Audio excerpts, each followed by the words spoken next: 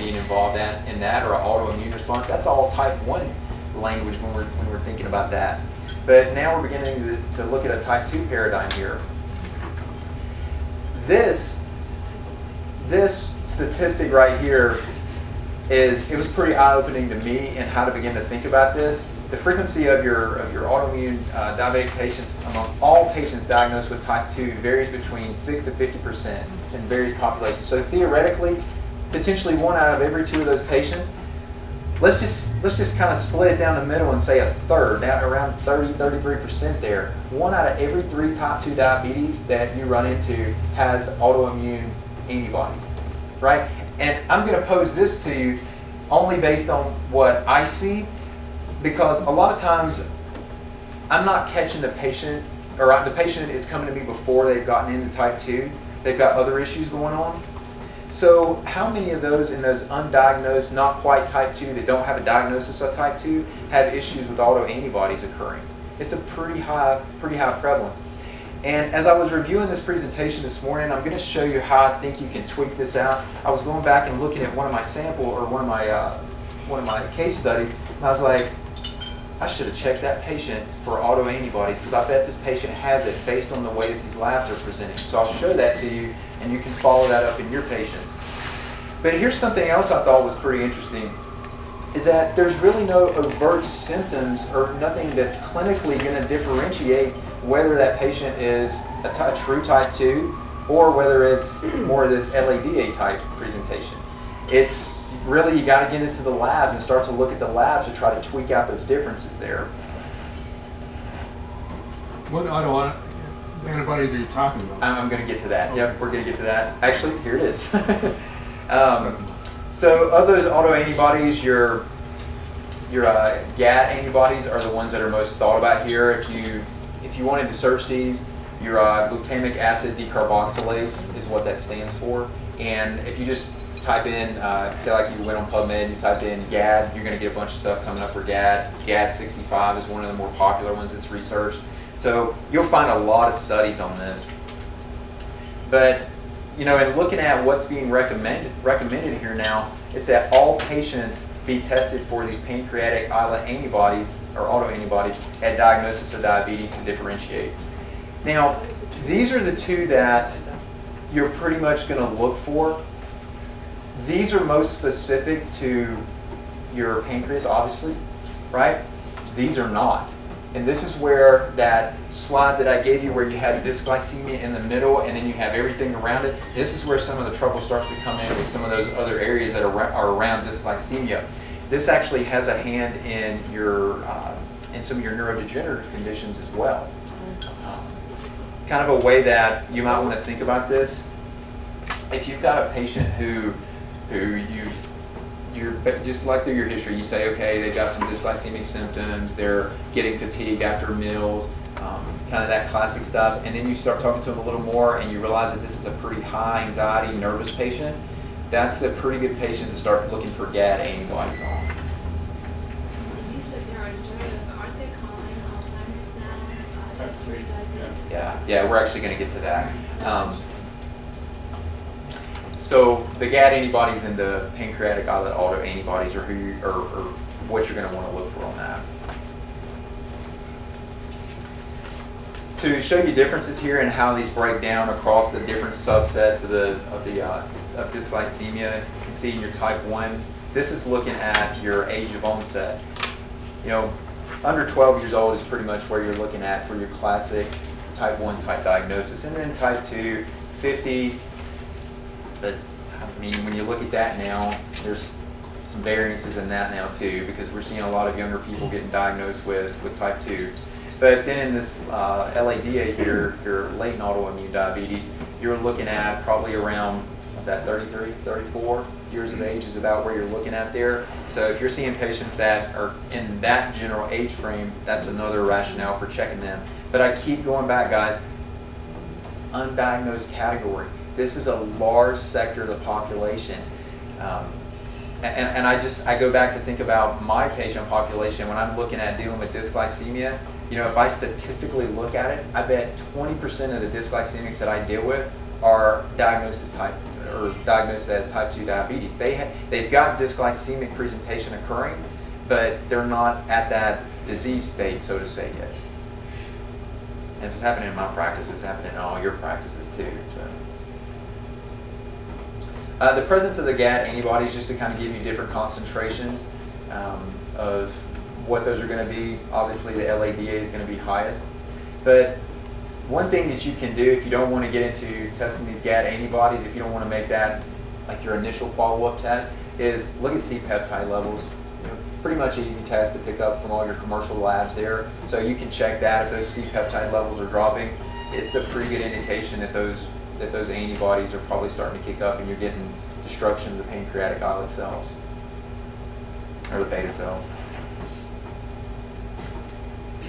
How are they treated differently depending upon which type that you're coming up with? Yeah, when you look at this, what you're going to do is when you're thinking about dealing with and it's not just related to autoimmune diabetes, you're going to put a lot of attention back towards the immune system in terms of trying to regulate the immune system. Someone who is a true type 2 diabetic who doesn't have the autoimmune presentation, they do have engagement of the immune system, right? But it's probably still, to some degree, more cell-mediated, more Th1-driven, more neutrophils, macrophages, activity, that type of stuff, right? Just trying to control and contain the destruction that's happening secondary. When you're looking at your autoimmune presentations, you're looking at trying to do more of a modulation of the immune system to try to offset the dysfunction. So when it gets into autoimmune conditions, you typically have a Th1 or a Th2 predominance. You're looking at dysfunction of the T helper regulatory cells. So a lot of your treatment intervention is directed towards that, or even going back and being directed towards gastrointestinal function of trying to heal and repair that gut lining. That answer your question? I have another question. I'll wait till later. Okay. So, thinking about this, looking at leaky gut, just kind of continuing this forward a little bit here, we're not really just talking about type 1 or even about your latent autoimmune diabetes here. So if you look at this, recent studies investigating the underlying mechanisms involved in disease development in diabetes point to the role of dysregulation of the intestinal barrier.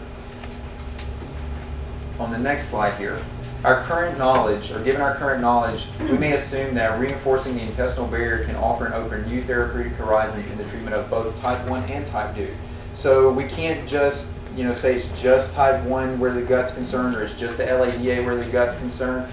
We got to think about that overall systemic activation, because as that gut is dysfunctional, you're starting to upregulate those inflammatory cytokines, that NF-kappa beta, you're downregulating that PPARs activity. And that's just going to further exacerbate that total inflammatory state, where ultimately, if it didn't do anything else, it's going back and it's going to downregulate the insulin receptors. The more inflammation someone has in the body, if you look at, I used to do a test in my practice where it was and some of you may do this, where it actually gave you kind of a scale of 1 to 10 on where patients fall in terms of how well they're controlling their blood glucose, or what is their blood glucose handling ability. And you would see that a patient may have an abnormal, like they would have a little bit of a high insulin, like let's say it started creeping up around 7, 8, something like that, and they would have an increase in their HbA1c to where it's maybe just 5.7, 5.8, nothing terrible, right? And then you would stack on top of that a CRP. And the patients that had an elevated CRP on that scale of 1 to 10, they would be up around 5 or 6. The same presentation minus that CRP, 0.5, 2 at the most, something like that. That increase in inflammation is significant. And that's why, as we're looking at this, we have to think about that in the background of what precipitates and drives that inflammatory response, and what is it that we're doing to calm that down, not just locally, but systemically. And that's the beauty of doing things like the micronutrient testing, where you can start to hone in on where some of the metabolic deficits are at. It's because when you do give that nutrient to replete those levels, you're not just doing it at a localized location. It is a systemic effect. So just to give you an overview here, I know that this is something that you've probably seen 100 times, just like I have, but just thinking about your antigens here, no leaky gut, it doesn't get through, you don't stimulate your immune system cells. your circulating immune system cells, and then the environment opens up, leaks through, and now you've got activation of the immune system. So your vicious cycle, right? And I always say with vicious cycles, it doesn't really matter where you intervene at, just pick a point, because it's a cycle. You just got to break it somewhere, right? Some places are better than others, but just pick a spot. You know, and let me say one thing more towards that.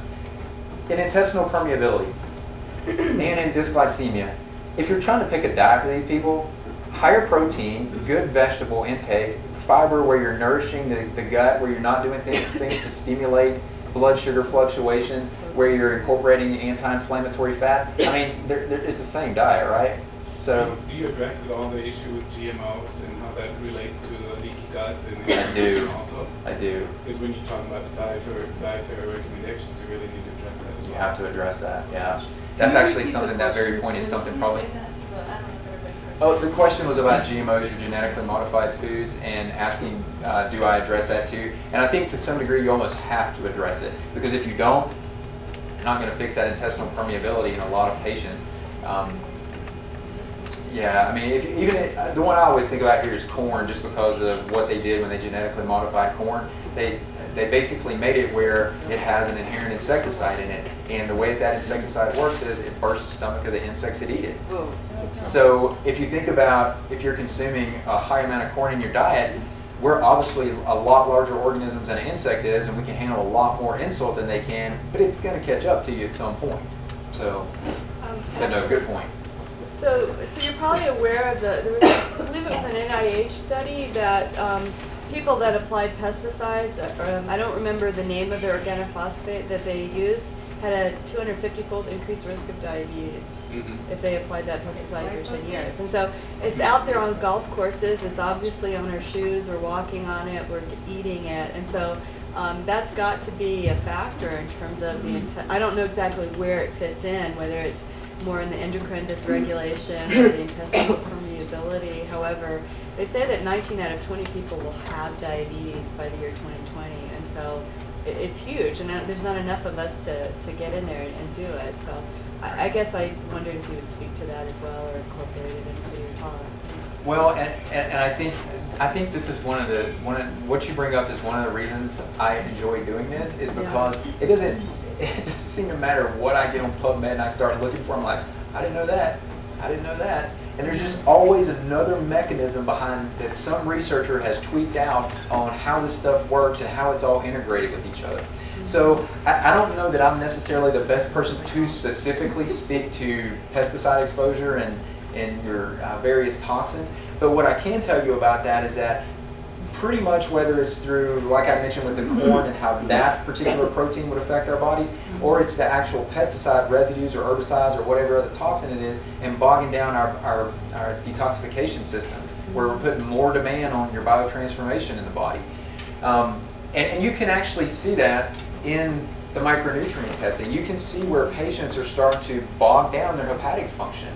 And that's one of the things that when you're doing that consult with them, you got to ask them about it. Hey, what are you taking in through your diet? And is it something? I always look at food as food falls into two categories. There is no such thing as an inert food. Food's either helping you or hurting you, and it's a choice you make as to which way you're going to go with that. So, sorry, I'm not the best person to probably elaborate on that. I'll research that. Yeah. I know my limitations, and that's one of them.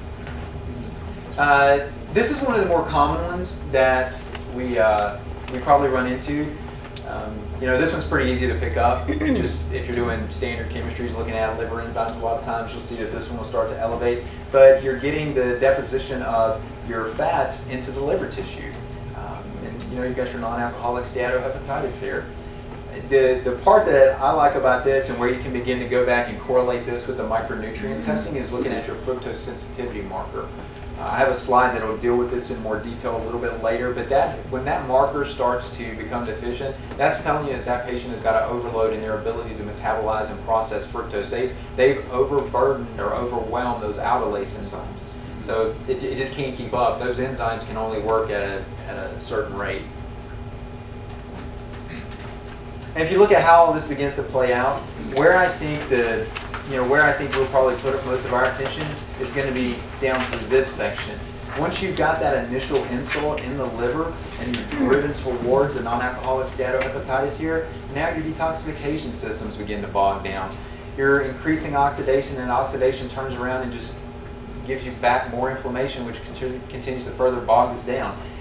Again, this is one of those slides, I didn't want to mess it up by sticking arrows all over it here, but you take this and you turn around, and what do? You increase your adipose tissue. I thought this, I actually looked more at this a couple of weeks ago. I had this introduced to me.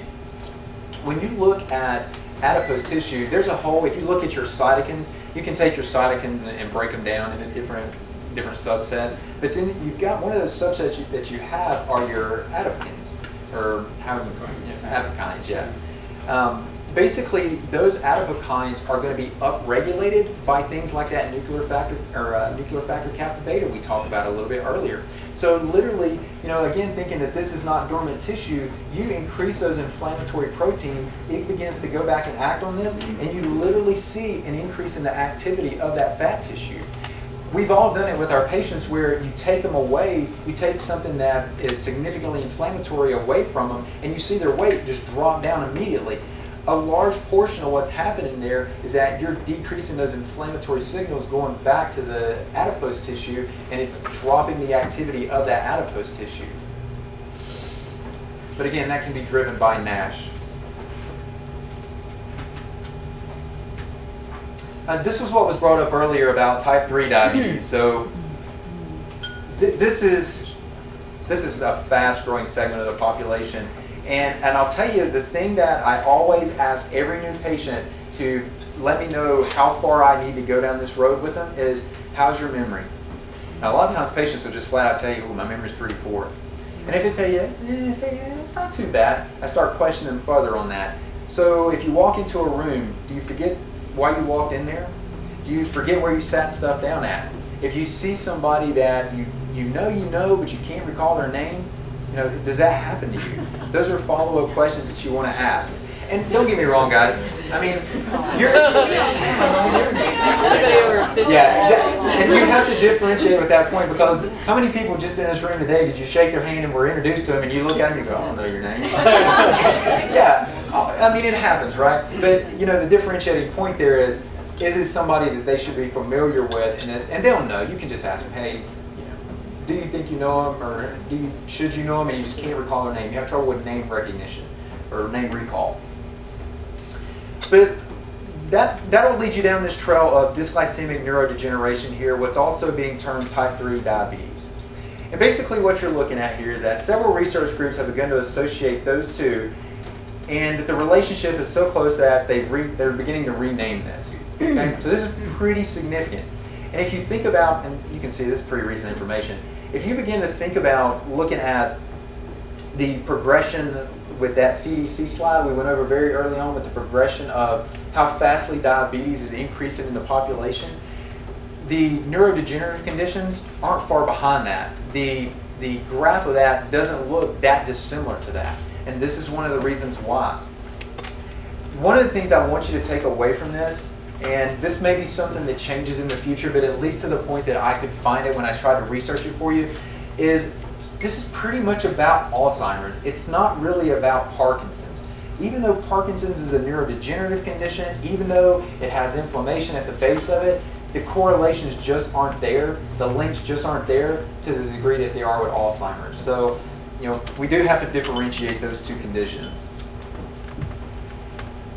Alzheimer's disease and metabolic syndrome are two highly prevalent pathological conditions of Western society due to incorrect diet, lifestyle, and vascular risk factors.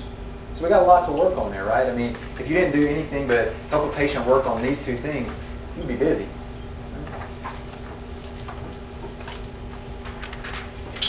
We've all looked at HbA1c levels, and when you look at how HbA1c actually becomes, how, thinking about the other terminology for it being glycated hemoglobin, how does that actually begin to manifest? Why does that hemoglobin glycate? Well, it basically boils down to your sugars here, and what these sugars do, they're reducing molecules. So they want to have a reaction happen. I mean, it's in their, for them, for the sugar molecule, it's in their favor to have a reaction take place. So they're going to let that reaction happen, and even more so, they don't need an enzyme to have that happen. So like earlier when we were talking about the aromatase enzymes or the 1720 lyase, to go from one metabolite to another metabolite, you don't need that with sugars. Sugars don't require those enzymes. They can make it happen by themselves. And essentially that's what begins to happen where you've got a protein, your hemoglobin, right, your heme molecules, where it's bonding to that glucose. That glucose is locking onto it there. So why is this important? Well, if you look at what neurodegenerative conditions are, they're derangements of proteins in the body. Something has happened or in the neurological system. Something has happened to those proteins. They've changed structure. And this can happen both inside and outside of the nervous system. So this is classified or looked at as post-translational modification. So basically, thinking about that is when that protein was produced, it's been manipulated since it was produced from your genome. Reducing sugars plays an important role in modifying proteins, forming advanced glycation end products in a non-enzymatic process named glycation. So the non-enzymatic process there is really what you want to take away from that. It's pretty easy for sugars to make that happen. To give you the names on some of these proteins here, several of your proteins linked in your neurodegeneration, your amyloid, those are the ones that are pretty common here. They're your tau proteins, your prions. Those are the main ones that most of us recognize there, but that's how it's happening. Those sugars are locking onto those, and they're deranging those proteins. That folding pattern that we think about, that we learn, where it's your secondary, tertiary, and quaternary folding patterns, that begins to become deranged to some degree. Moreover, your glycation may be responsible via the advanced glycation end products for an increase in oxidative stress, inflammation, through the formation of your reactive oxygen species and our good friend NF-kappa beta again, right? So, not the guy we want to be dealing with here. We want to keep this NF-kappa beta quiet.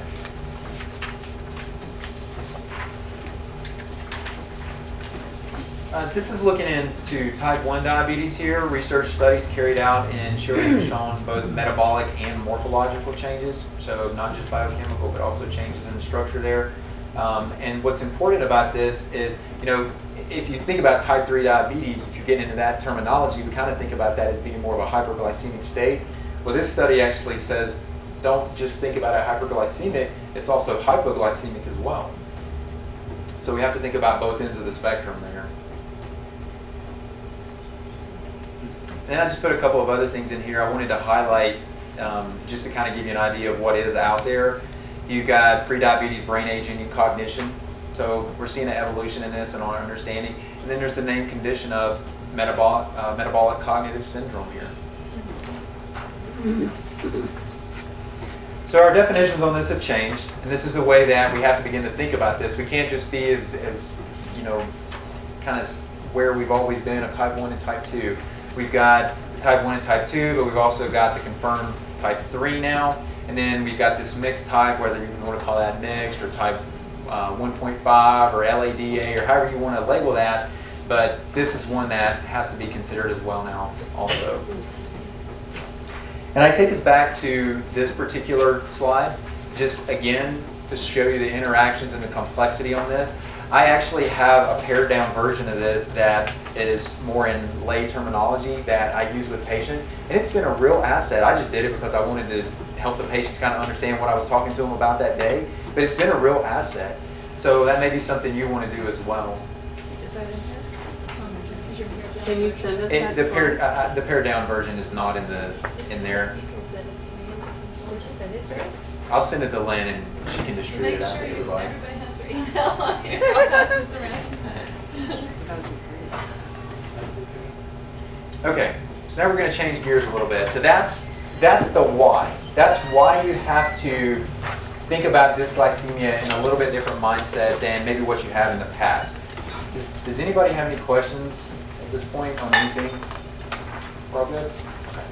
So now let's look at, we obviously want to, everything we just talked about there, we want to try to offset that. We don't want to have our patients dealing with that. We want to be proactive in our nature. So how do we go about doing that? And looking at the micronutrient testing is one of the ways that we do that. So if you look at some of the markers that you can find on the micronutrient test, what you're going to see is diagnostically you're going to have markers that are just going to hone you right in. They're gonna, when you see these, you know without question that there's a problem. And these first three, you know, just because it is such an issue here, the first three, Spectracell even sets those apart and puts them in a little category that they label carbohydrate metabolism. So if you see one of these are out of range, you don't even have to really think about whether dysglycemia is there or not, it's there. But you also get into alpha lipoic acid and inflammation. Again, inflammation drives all chronic disease states. So you know if you have an inflammatory state, there's a pretty high likelihood that that patient's got some dysglycemia that's accompanying that. And then lipoic acid, because there's such a strong correlation in the literature and how lipoic acid is used as an asset in dealing with diabetic complications, that's another one that if you see that one starting to drop in the body, you can pretty much assume that their ability to produce energy in the cell, their ability to heal and recuperate, all that's being impaired at that point. And then the ones that you have to give a little bit more thought to, but you're going to see them over and over and over as you're doing these tests, these are the ones that are considered predictive. And I'm actually going to point to you where the literature is not really, they don't really question this anymore. They pretty much use the terminology predictive on this stuff. So if you're showing deficiencies in some of these nutrients that we're going to talk about, you're probably going to end up with pre-diabetes, insulin resistance diabetes, if something is not done about that deficient state. And that makes sense because, you know, when you think about what these nutrients do, all they're doing is running basic physiology in the body. They're just allowing biochemical pathways to get from one point to the next. So if you've got a breakdown in a biochemical pathway, the only thing that can happen secondary to that is some type of further dysfunction. So in that further dysfunction, we call disease.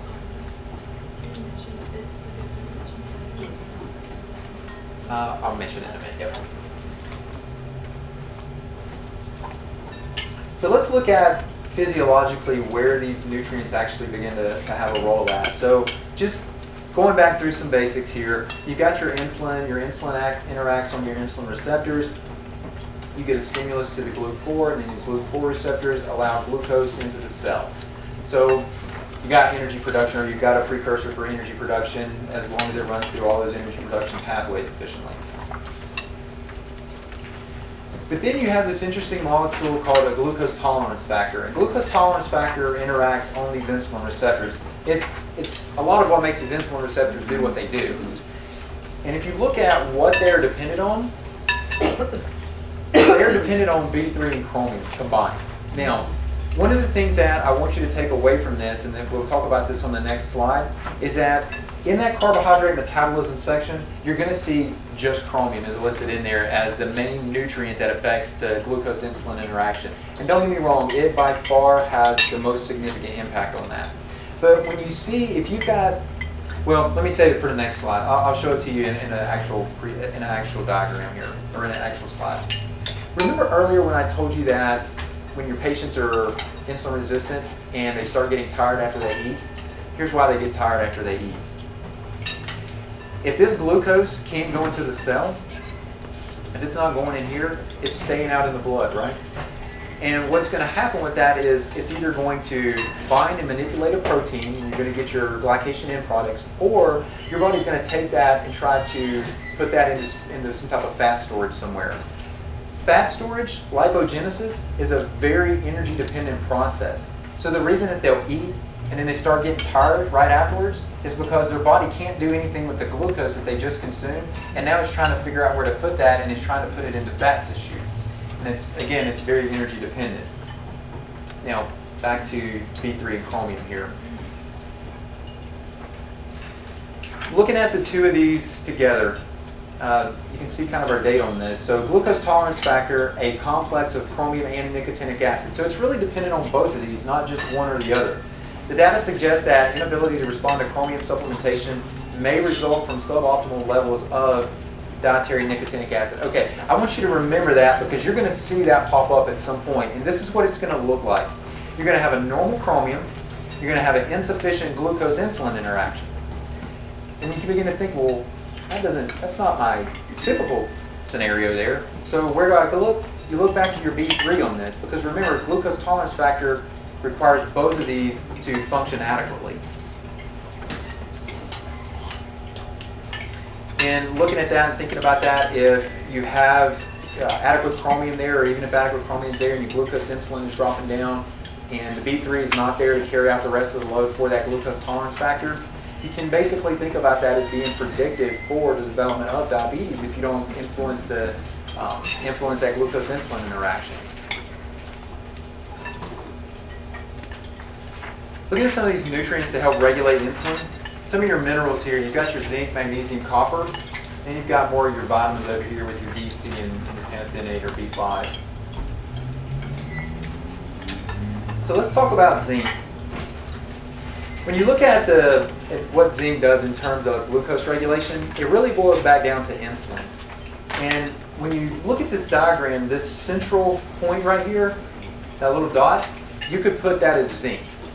And everything else around here, these are the proteins, but zinc is the central element around which an insulin molecule is built. So if you don't have adequate zinc, then your body's going to be impaired in its ability to make insulin. So when you're thinking about, okay, I'm looking at the micronutrient test, I'm seeing the zinc start to trend down a little bit, I've got an increased glucose-insulin interaction, it might be an indication that that patient is trying to produce more insulin on a routine basis to try to overcome that inability, or overcome that insulin-resistant type state. They're trying to produce more insulin to try to drive that glucose in at the expense of their zinc status. So it's involved in synthesis, it's involved in storage, and also in release. Some of these mechanisms, if you start reading on some of the things related to zinc, exactly how it goes about doing things with related to storage and release and things like that, some of that stuff is still not elucidated completely yet, but they're working on it. You also get the effects of having zinc act as an antioxidant to prevent your beta cell damage. So if you're thinking about things like your superoxide dismutase enzymes, one of those strong antioxidant systems in the body, zinc is one of the minerals that's needed to help make those SOD enzymes. And your deficiency is going to predispose glucose intolerance and insulin resistance. So looking at this from a literature standpoint here, homeostasis of trace elements can be disrupted by diabetes mellitus. So it can actually, this is one of those things again that can go both ways. So the diabetes can affect the minerals and the minerals can drive the diabetes. So you kind of got to just find a point and start intervening in there. On the other hand, disturbance in element status in diabetes may contribute to insulin resistance and development of diabetic complications. And if you look at which minerals are we really talking about here, the results of the study show that mean values of zinc, copper, and chromium were significantly lower in the serum of patients with diabetes as compared to control subjects. Now, when you look at this, you think on this, you're thinking, okay, well, this is talking about serum. It is talking about serum, but you'll see the same manifestations begin to happen in the micronutrient test as well when you're looking at the intracellular lymphocyte levels also. The zinc is one of the ones that consistently will show up low. And I think part of what exacerbates this, if you look at, just kind of thinking in more of a classic mindset here about what potentially exacerbates or initiates, has a hand in driving a dysglycemic state, it's probably going to be looking at the overconsumption of carbohydrates or poor management of carbohydrates in the diet and possibly an underconsumption of protein. If you look at where one of your best sources of zinc is in the diet, it's going to be from your protein, your heme zinc sources.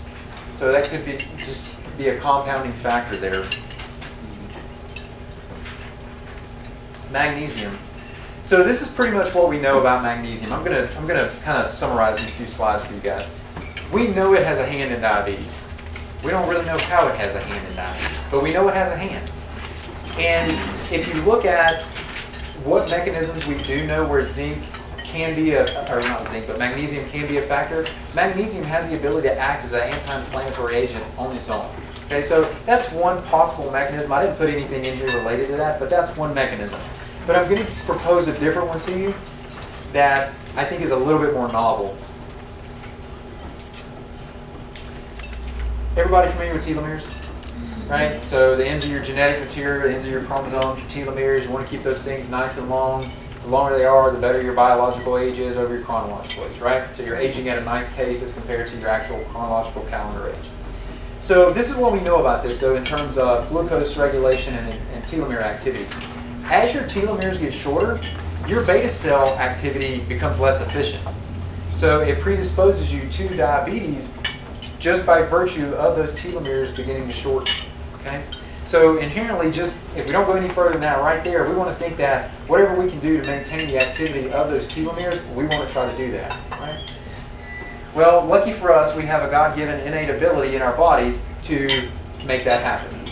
And that comes through the action of telomerase. Telomerase is a magnesium-dependent enzyme that acts to maintain and restore and continue to have that length on those telomeres. So if magnesium can help us maintain that telomere length, then it has a pretty good likelihood that it's going to maintain the beta cell activity in the pancreas also, which isn't going to predispose us to having glucose fluctuations or spikes in glucose that you can't regulate.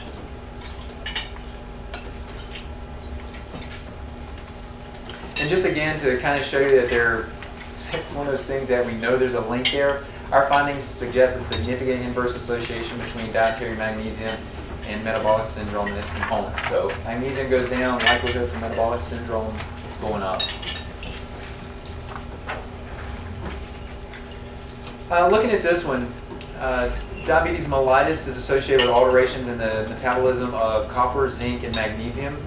And impaired metabolism of these elements may contribute to the progression of diabetic complications. So again, you're seeing a pretty consistent stream here of effects.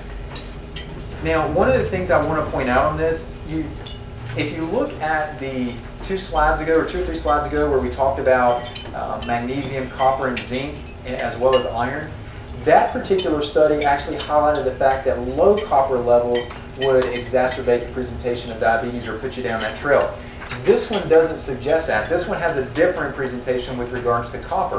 This one actually says that the copper ratios, so we found higher levels of copper and a copper-zinc ratio and decreased levels of zinc.